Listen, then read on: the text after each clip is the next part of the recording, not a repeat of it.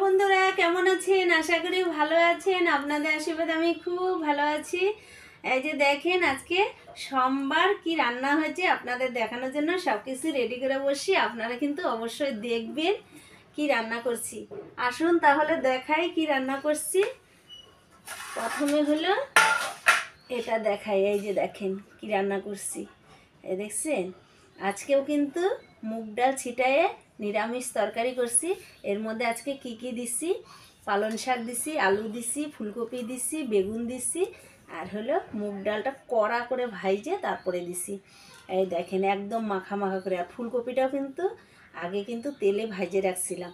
আর দেখেন নিরামিষ তরকারির সাথে আর কি করছি, এই যে দেখেন, এই যে কী করছি বলেন তো, বেগুন ভাজা। এই দেখেন, সকালবেলা এত তাড়াহুড়া লাগিয়ে যায়।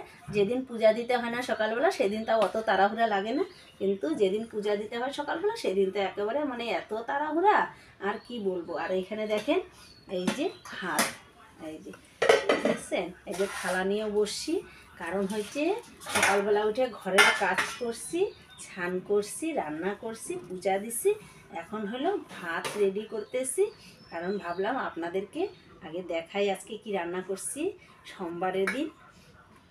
এই দেখেন রেশনের চাল না, মানে ভাত বাড়তে গেলেও ওই যে দুই একটা থাকে না রেশনের চালে, কি বলে ওইটাকে, আমরা তো খিরি পোকা বলি, ওই যে কালো কালো হয় যে, মানে ওটা তো ঝাড়ার চালটা যখন ঝাড়ি তখন তো বাইচে ফেলেই দিই, হঠাৎ দুই একটা থেকে যায়। তারপরে যে ভাত বাড়ার সময় আবার দুই একটা চোখে পড়লে ওটাও ফেলে দিই। এই যে দেখেন দেখছেন গরম গরম ভাত। আমার মুগ ডাল দিয়ে এরকম করে নিরামিষ করলে না দারুণ ভালো লাগে। আমার বাচ্চাগুলোও না বলে, মা আমরা একদম নিরামিষই শুরু করতে পারি। আমি ওই যে এক বাড়িতে কাজ করি, ওই বাড়ির কাকিমাটা ও 40 বছর থেকে নিরামিষ খায়, মানে ওনার বাড়িতে মাছ মাংস চলেই না।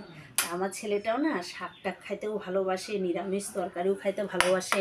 ওই জন্য বলে, মা আমরাও এখন থেকে নিরামিষ খাবো।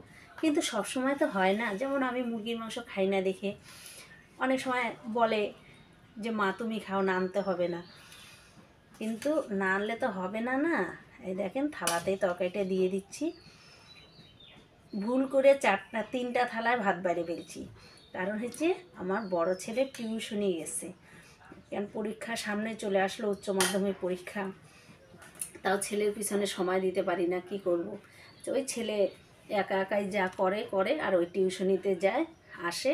কেন আমি যে একটু ওর সঙ্গে সময় দেবো, মানে আমি যদিও পড়াশোনা জানি না, তাও মায়ের গার্ডের মতো কি গার্ড হয়?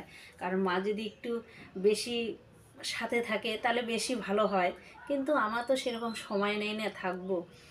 লাইটের আলোটা চোখের মধ্যে পড়তেছে। আমার ভিডিওটা ভালো লাগলে লাইক শেয়ার কমেন্ট অবশ্যই করবেন, ফলো করতে ভুলবেন না, ফলোটা একটু বেশি বেশি করবেন।